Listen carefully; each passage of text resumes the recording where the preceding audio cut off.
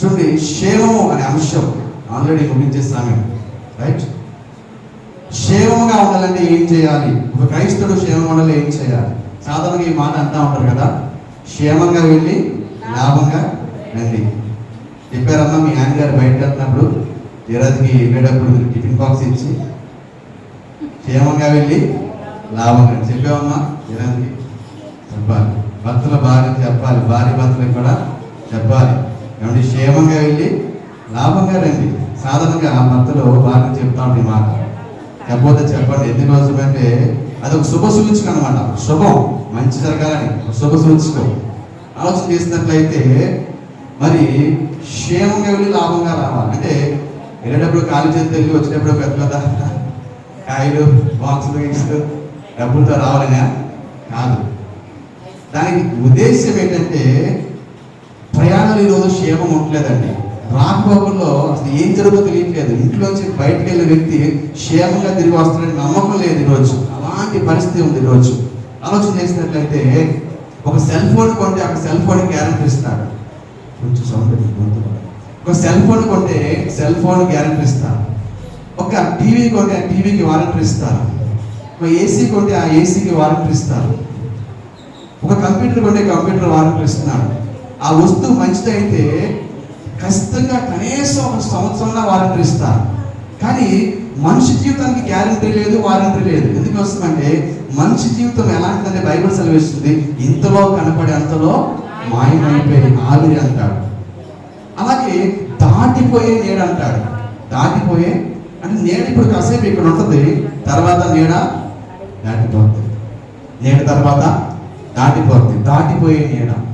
అలాగే చూస్తే మళ్ళీ ఎత్తలేని నీటి బిందువు అంటాడు. అంటే నీటి బిందువు మనం పట్టుకుని ఎత్తలేము, అలాంటిది మనిషి జీవితం. అలాగే చూస్తే అడవి పువ్వు లాంటిది, అంటే పువ్వు ఉదయం వికసిస్తుంది, సాయంత్రానికి వాడిపోతుంది, అలాంటిది మనిషి జీవితం. అలాంటి విలువ లేని శైలికమైన అల్పమైన మనిషి జీవితం కోసం విలువని తన రక్తం ఇచ్చి యేసు ప్రభువు మనం నిలబెట్టి కొనుక్కున్నాడు, ఆయన బిడ్డలుగా మార్చుకున్నాడు. దానికి స్తోత్రం, హల్లెలూయా. ఎందుకోసం అంటే మనం క్షేమంగా ఉంటాం, కుటుంబాలు క్షేమంగా ఉంటాం. భూలోకంలోనే మాత్రమే కాదు, పరలోకంలో కూడా మన ఆత్మలు కూడా మహిమ రాజ్యంలో క్షేమంగా ఉండాలని దేవుని ఉద్దేశం. దేవునికి స్తోత్రం, హల్లెలూయా. అందుకని చూస్తే క్షేమకర పరిస్థితి మనం ఉండాలి. ఎందుకంటే ఇప్పుడు మన పిల్లలు స్కూల్కి వెళ్తున్నారు, మళ్ళీ కాలేజీకి వెళ్తున్నారు, అలాగే బోట్లో యాటకి వెళ్తున్నారు. వాళ్ళకి ఏం కావాలి చెప్పండి? క్షేమం కావాలి. ఎందుకంటే క్షేమంగా వెళ్ళి లాభంగా రావాలి. ఎందుకంటే ఎప్పుడు ఏ యాక్సిడెంట్ జరుగుతుందో తెలియట్లేదు, ఏ బండి ప్రమాదం జరుగుతుందో, ఏ వాహన ప్రమాదం జరుగుతుందో తెలియట్లేదు. యవ్వన వీటిలో కుర్రోళ్ళు సైతం హార్ట్ స్ట్రోక్ వచ్చి సడన్గా చచ్చిపోతున్నారు, పిట్టరాలంటే రాలిపోతున్నారు. ఎప్పుడు ఎవరు బకెట్ తన్నేస్తున్నారో తెలియట్లేదు. అంత భయంకరమైన దినాల్లో మనం ఉన్నాం, క్షేమము లేని దినాల్లో మనం ఉన్నాం. హల్లెలూయా. ఏ సమయం ఏం జరుగుతుందో తెలియట్లేదు. ఎందుకంటే ఇది అంత్యకాలమైన వాక్యం సెలవిస్తుంది, బైబిల్లో ఉంది. అంత్యకాలంలో అపాయకరమైన దినాలు వస్తాయి, అపాయకర దినాలు, అంత్యకాలము, భయంకర క్షేమం లేని పరిస్థితులు. కానీ క్రైస్తవులుగా మనకున్న ఒక శుభవార్త ఏంటంటే దేవుని సన్నిధిలో ఉన్న వారికి క్షేమం ఉంటుంది. హల్లెలూయా, హల్లెలూయా. ఎవరికి క్షేమం ఉంటుంది అంటే చూసినట్లయితే ప్రసంగి గ్రంథము 6:12 త్వరగా 20 అని చెప్పాను కదా, మీరు ఇంత స్లోగా ఉంటే ఎలా? అబ్బే అస్సలా. ప్రసంగి 6:12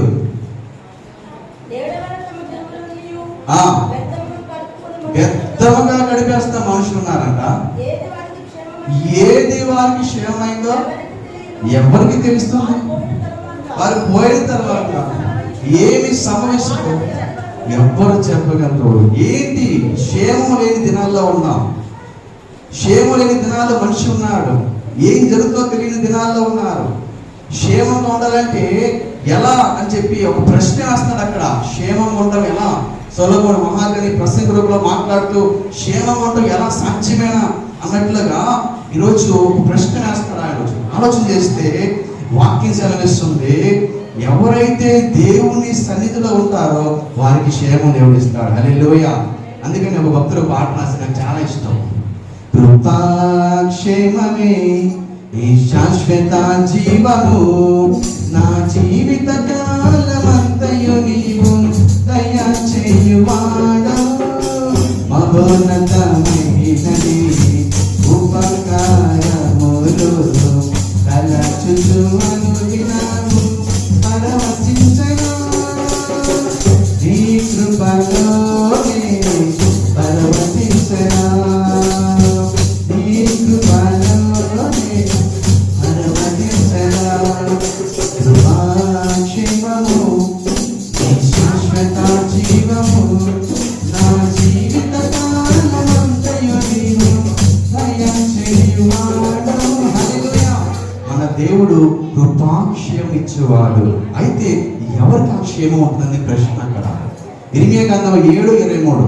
ఇర్మియా గ్రంథం 7:23. క్షేమంగా ఏదనగా నా మాటలు మీరు అంగీకరించిన ఎడల నేను మీకు దేవుడిగా ఉంటాను, మీరు నా జనులుగా ఉంటారు.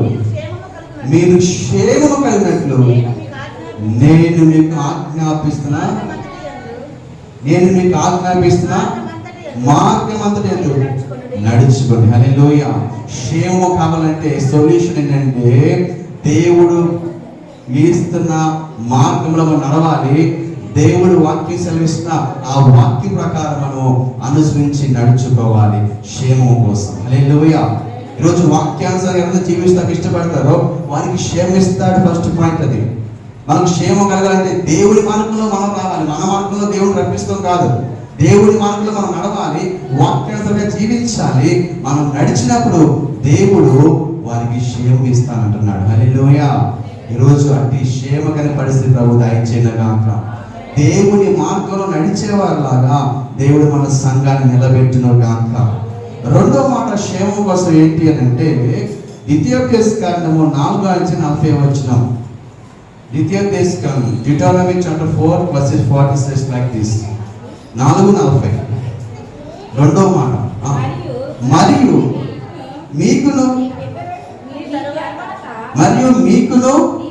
మీ తర్వాత మీ సంతానముకు వారికి క్షేమము కలుగునట్లుగా నీ దేవుడైన యెహోవా సర్వకాలము నీకిచ్చిన దేశములో నీవు దీర్ఘాయుషుగా ఉండాలంటే నేడు నేను నీకు ఆజ్ఞాపిస్తున్నా.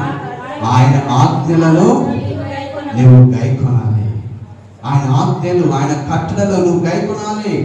వాక్యం సెలవిస్తున్నది, దాని ప్రకారం జీవించాలి. నువ్వు దీర్ఘాయుష్మంతుడు కావాలంటే 100 ఏళ్ళు నుండి 100 ఏళ్ళు ఆరోగ్యంతో కదా, 100 ఏళ్ళు ఆయుష్మానికి అంటారు కదా, 100 ఏళ్ళు ఆయుష్ కాక 100 సంవత్సరాలు బతకాలంటే, దీర్ఘాయుష్తో ఉండాలంటే, క్షేమం ఉండాలంటే ఒకటి దేవుడితో భయభక్తులు కలిగి జీవిస్తూనే కాకుండా ఆయన ఆజ్ఞలను, ఆయన కట్టడలను అనుసరించి నడుచుకోవాలి. దేవునికి స్తోత్రం.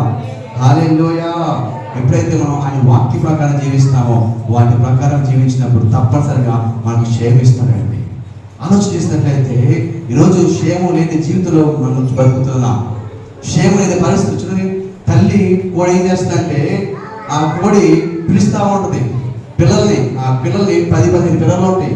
కిచ్ కిచ్ కిచ్ కిచ్ అని దాని భాషలో పిలుస్తుంది. ఏ కోడి అయితే తల్లి రెక్కల కిందకి వస్తుందో ఆ కోడి పిల్లల్ని క్షేమంగా ఉంటాయి. హల్లెలూయా.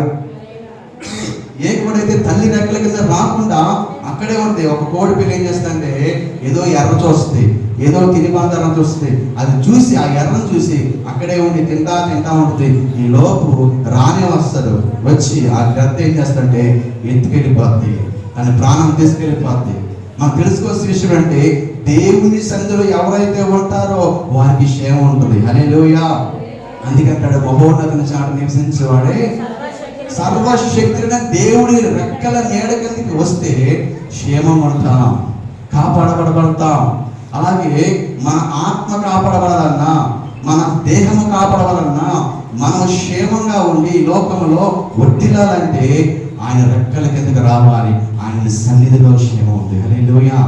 ఆయన సన్నిధిలో కదా మలాకి గ్రంథంలో అంటాడు ఆయన రెక్కలు నీడలో ఆరోగ్యం ఉంది అంటాడు. అలాగే రూతు గ్రంథంలో అంటాడు రూత్ అంట ఆ సర్వోన్నత మహోన్నత దేవుడు రెక్కల కిందకి వచ్చి సురక్షితంగా ఉందంట.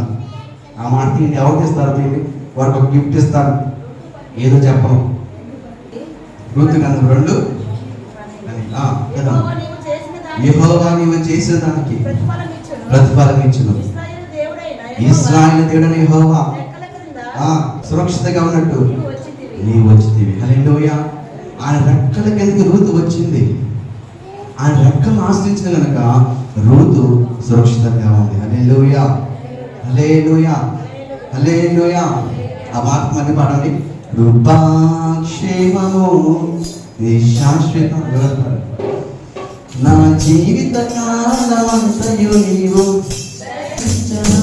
హల్లెలూయా. రూతు తన జీవితం 3 బారినట్టు అయిపోయింది, కానీ ఆమె సురక్షితంగా క్షేమంగా భద్రంగా ఉన్న కారణము దేవుని రెక్కలను ఆశ్రయించింది. హల్లెలూయా. దేవుని రెక్కల కిందకి రూతు వచ్చిన దాన్ని బట్టి ఆమె క్షేమంగా ఉంది. తన భద్రతను ఇచ్చాడు, తన వంశావళిని చిగురించింది. అదే వంశావళి నుంచి రక్షకుడైన యేసుప్రభువు వారు వచ్చారు. హల్లెలూయా. క్షేమం కోసము ఆయన రెక్కలను ఆశ్రయించాలి. క్షేమం కోసము దేవుని సన్నిధిలో ఉండాలి. క్షేమం కోసము వాక్యానుసారం జీవించాలి. క్షేమం కోసము దేవుని సన్నిధిలో వాక్య ప్రకారం నడవాలి. హల్లెలూయా.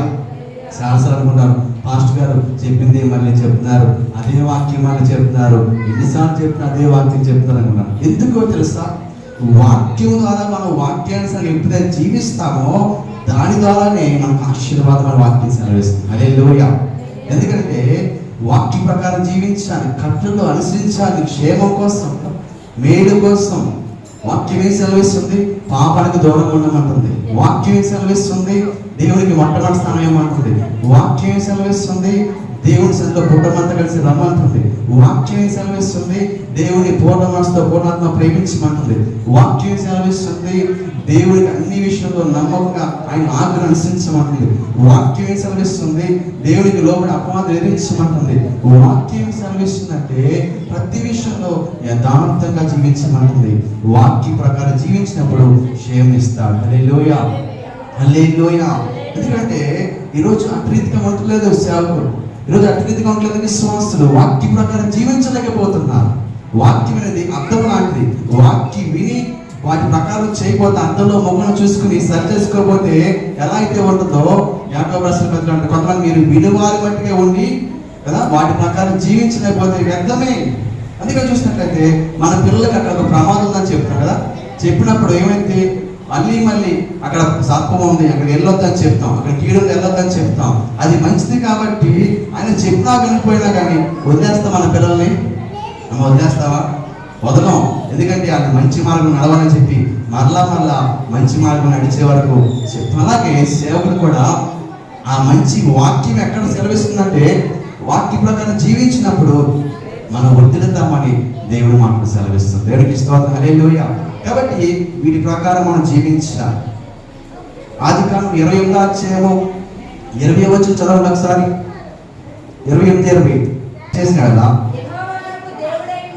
యెహోవా నాకు దేవుడై ఉంటాడు మరియు దేవునికి స్తోత్రం. హల్లెలూయా.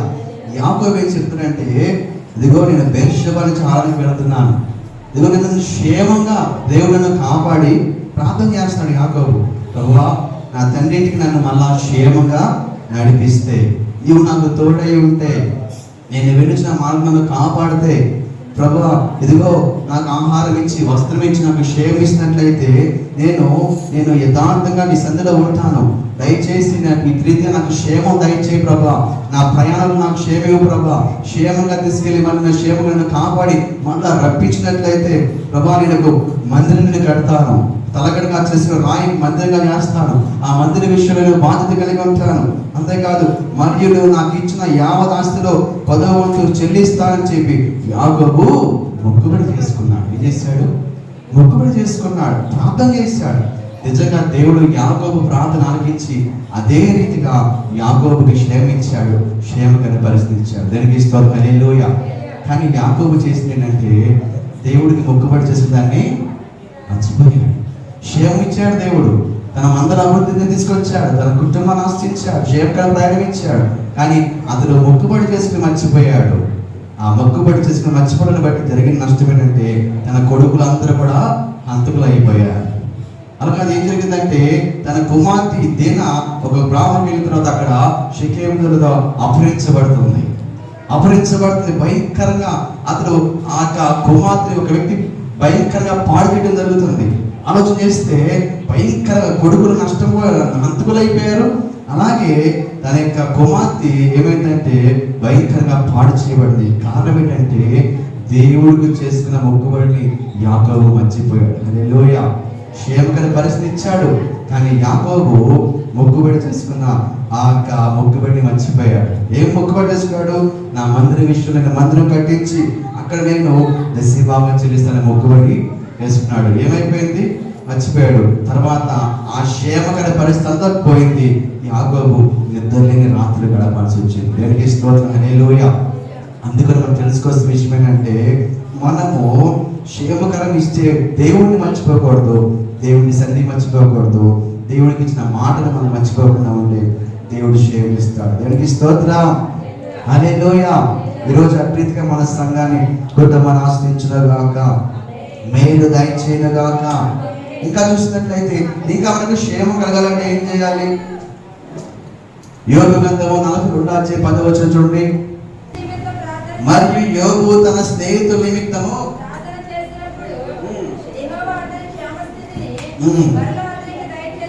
యోబు స్నేహితుల నిమిత్తము ప్రార్థన చేసినప్పుడంట మరలా అతను క్షేమస్థితిని మరలా దయచేస్తాడు. ఇప్పుడు తెలుసుకోవాల్సిన విషయం ఏంటంటే మనం క్షేమస్థితి కలగాలంటే 3 విషయాలు మనం చూసుకున్నాం. ఒకటి, వాక్యానుసారంగా జీవించాలి, వాక్యానుసారంగా నడవాలి, దేవుడి ఆజ్ఞ ప్రకారం నడుచుకోవాలి. అంతేకాకుండా మరి దేవుని సన్నిధికి మొట్టమొదటి స్థానం ఇస్తూ మనం దేవుడి వాక్య ప్రకారం జీవిస్తూ ఆయన ఆత్మ ప్రకారం నడుచుకోవడమే కాకుండా మనం అన్ని విషయంలో యథార్థంగా దేవుడి కోసం నిలబడాలి. చూడండి, ఆనాడు దావీదును అంతగా దేవుడు ఇచ్చిస్తున్న కారణం ఏంటి తెలుసా? మందిరం అంటే ఆసక్తి అండి దావీదుకి. మందిరం అంటే మక్కువ, ఇంటిని గురించి ఆసక్తి భక్షిస్తుంది అంటాడు. మందిరం గురించి ఎంత విలువైన వాటిని సంపాదించాడు తెలుసా? వజ్రాలు, వైడూర్యాలు, వెండి బంగారాలు, అనేకమైన కలప. ఆనాడు సుందరమైన మందిరం కట్టిస్తాకి దావీదు బాధ్యత తీసుకున్న ఆ రోజుల్లోనే కొన్ని వేల కోట్ల రూపాయల విలువైన నిజంగా ఆ యొక్క వజ్రాలు, వైడూర్యాలు, బంగారం అన్నింటిని కూడా మందిరం కోసము సిద్ధపరిచాడు. దేవునికి స్తోత్రం. హల్లెలూయా. ఎందుకు మాట తెలుసా? దేవుడి మందిరం విషయం ఎవరైతే ఆసక్తి కలిగి ఉంటారో, దేవుడి మందిరం కోసం ఎవరైతే గుప్పులిపోని ఆశపడతారో, మందిరంలో ఉన్న వాటి విషయం ఎవరైతే బాధ్యత కలిగి ఉంటారో వారికి దేవుడు ఆశీర్వాదాలు వారి వెనకాల వచ్చేలాగా చేస్తాడు. దేవునికి స్తోత్రం. హల్లెలూయా. క్షేమకర పరిస్థితి దావీదుకి దేవుడు ఇచ్చాడు. ఎందుకో తెలుసా? దావీదు ఒకటి హృదయానుసారంగా ఉన్నాడు, అలాగే దేవుడి సన్నిధిలో విషయంలో మొట్టమొదటి స్థానం ఇచ్చాడు, మందిరం గురించి బాధ్యత కలిగి ఉన్నాడు. హల్లెలూయా. ఎందుకో తెలుసా? దావీదు అంటాడు కదా, కీర్తన 23:6 అంటాడు. ఏమంటాడు చూడండి, అద్భుతమైన మాట. 23:6 నేను బ్రతుకు దినములన్నీ కృపాక్షేమములే నా వెంట వస్తాయి, చిరకాలము యెహోవా మందిరంలో నేను నివాసం చేస్తాను. ఈ మాట అండర్లైన్ చేసుకోండి. చిరకాలము యెహోవా మందిరంలో నివాసం. ఒక ఆదివారం కాదండి, ఒక ఆదివారం రావడానికి బాధపడిపోతారు. ఆదివారమే కాదు, రాజు అంటే సామాన్య విషయం అండి. సామాన్య విషయం రాజు అంటే కొన్ని పట్టణాలు, కొన్ని గ్రామాల్లో, కొన్ని జిల్లాలన్నీ కూడా ఆయన ఆధ్వర్యంలో ఉంటుంది. ఒక మంత్రి ఎంత బిజీగా ఉంటాడు, ఒక సీఎం ఎంత బిజీగా ఉంటాడు, అంతకు మించి బిజీగా ఉంటే దావీదు సైతము చిరకాలము మందిరంలోకి వచ్చి ప్రార్థన చేయాలని ఆశపడ్డాడు. చిరకాలం మందిరంలో ఉండేవాడు. దేవుడి మందిరం గురించి ఆసక్తి కలిగి ఉన్నాడు. మందిరం గురించి ఆసక్తి కలిగి ఉంటాను బట్టి దేవుడి మందిరం గురించి అతను ఎప్పుడైతే ఆసక్తితో ముందుకు సాగాడో ఆ ఆసక్తిని బట్టి చిరకాలము మందిరంలో ఉండడానికి ఇష్టపడ్డాను ఆ దావీదుని దేవుడు ఆశ్రయించాడు. దేవునికి స్తోత్రం. హల్లెలూయా. కృపాక్షేమము దావీదు వెంట రావడానికి కారణం ఏంటంటే దావీదు దేవుడి మందిరం గురించి ఆసక్తి కలిగి ఉన్నాడు. హల్లెలూయా. మనం అసలు చెప్పకూడదు, పాస్టర్ గారు చెప్పకుండానే మందులో ఏదైనా అవసరం ఉంటే మనమే గుర్తిరిగి వాళ్ళకి ఉండాలి. ఈ మందులో ఇది అవసరం ఉంది, మందులో ఈ వస్తువు కావాలి, మందులో అది కావాలి, ఇది కావాలి అని మనం ఏం చేయాలంటే దావీదు లాగా ఆసక్తితో దేవుడి మందిర విషయంలో మనం బాధ్యత కలిగి, దావీదు ఎలాంటి సమకూర్చాడో మందిర విషయంలో అలా మందిలో అవసరం విషయం మనం బాధ్యత కలిగి ముందుకు రావాలి. దేవునికి స్తోత్రం. హల్లెలూయా. అందుకని ఆ ఆసక్తిని బట్టి కృపాక్షేమలే నా వెంట వచ్చును అన్నాడు. దేవునికి స్తోత్రం. చిరకాలము ఒకటి దేవుని మందిలో నివసించే వాళ్ళలాగా ఉండాలి, అలాగే దేవుని మందిరం గురించి ఆసక్తి కలిగిన వాళ్ళలాగా ఉండాలి. హల్లెలూయా. ఈరోజు ఒక ఆదివారం నాటకి ఇబ్బంది పడిపోతున్నారు. దావీదు ప్రతి రోజు కూడా మందిరంలో నాశపడతాడు. దావీదు అంటాడు, నేనైతే దేవుని మందిరంలో పచ్చని ఒలీవ చెట్టు వలె ఉంటానయ్యా, పచ్చని ఒలీవ చెట్టు వలె ఉంటానని దావీదు వాగ్దానం చేస్తున్నాడు.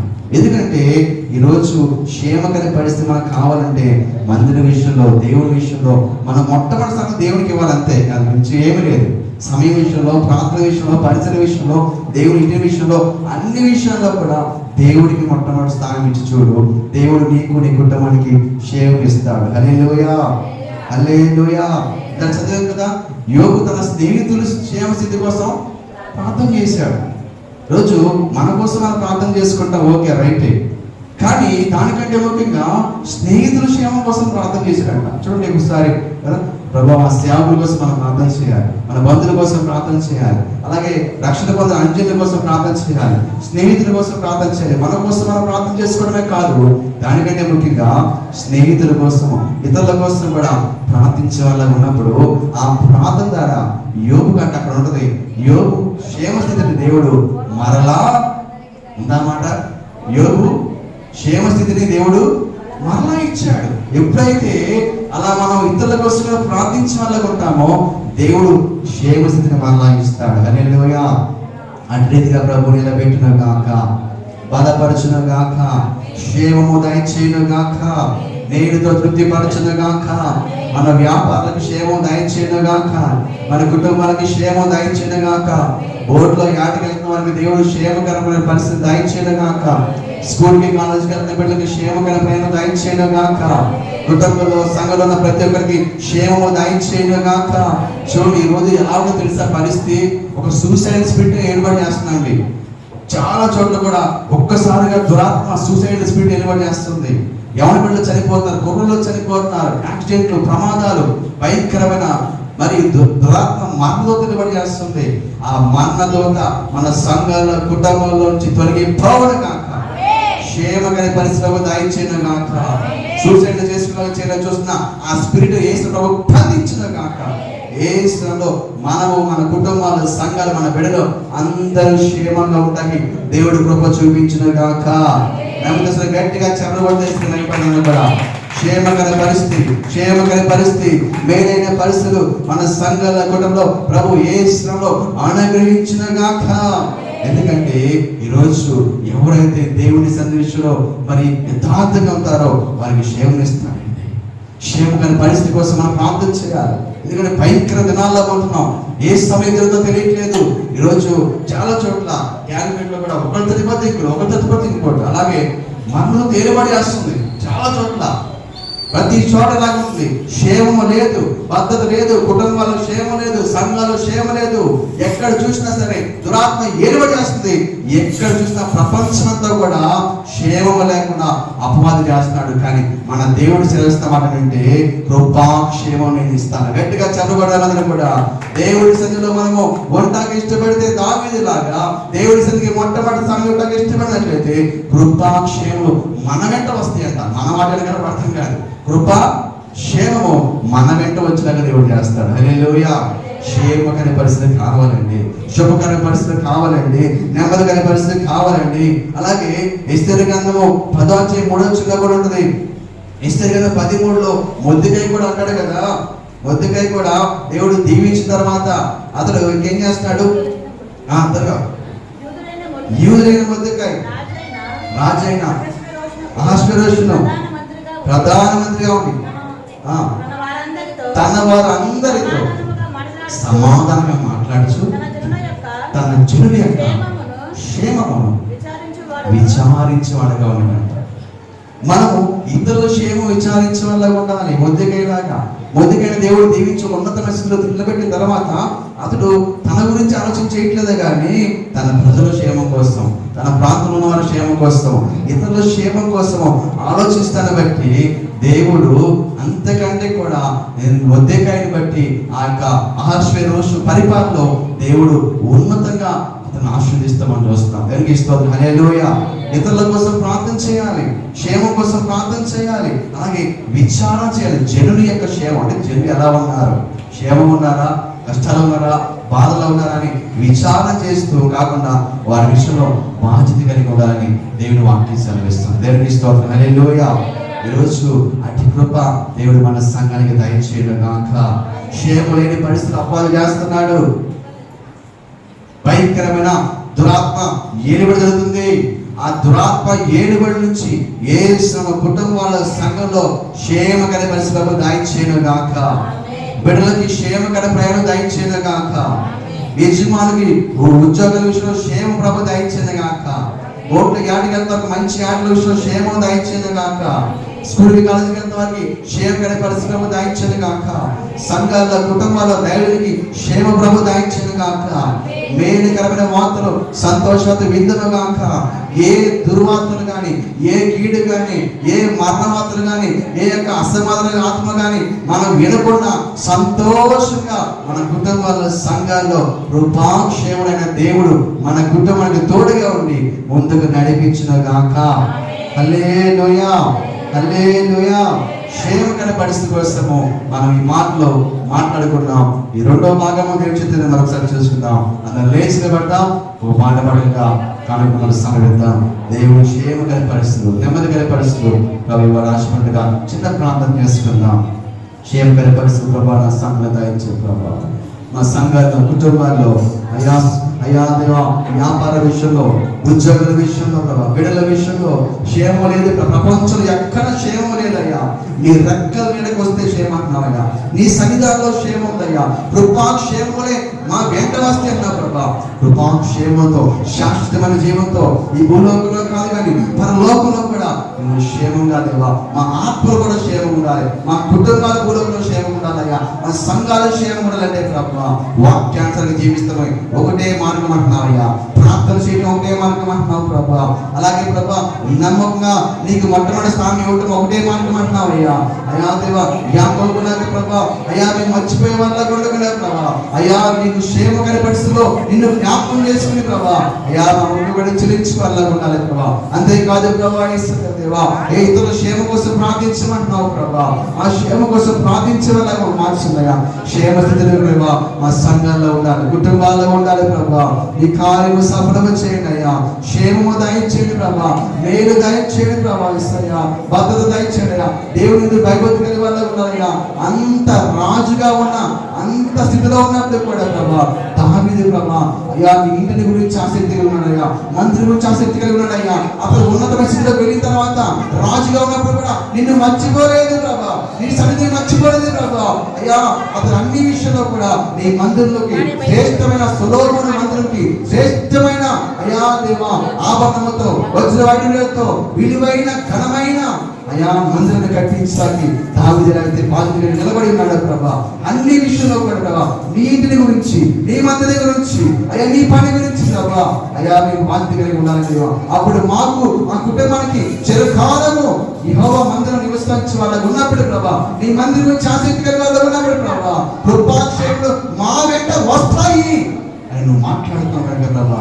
కృపాక్షేములు మా వెంట రావాలి ప్రభా, మా సంఘం వెంట రావాలయ్యా. అభివృద్ధిగా నిలబెట్టి బలపరుచున్నాయా ఆ కుటుంబాల సంఘాల ప్రభా. క్షేమం లేకుండా చేస్తున్నా ప్రతి దురాత్మ ప్రతిష్ఠ ప్రభా, ప్రతి కాడి వెలగొట్టిన ప్రభా, ఏర్పాటు చేస్తున్న మరణదోత సూసైడ్ స్పిరిట్ ని ప్రతిష్ఠ ప్రభా. ఏ చెడు మాత్రం మా పిల్లలకు కానీ, అయ్యా బిడ్డలకు కానీ, కుటుంబాలకు కానీ ఎవరి విషయంలో మేము దుర్వార్త కానీ, కీడు కానీ వింతకు వీలేదు. శుభమే కలుగును గాక, శుభమే కలుగును గాక, మేలు కలుగును గాక, క్షేమం కలుగును గాక.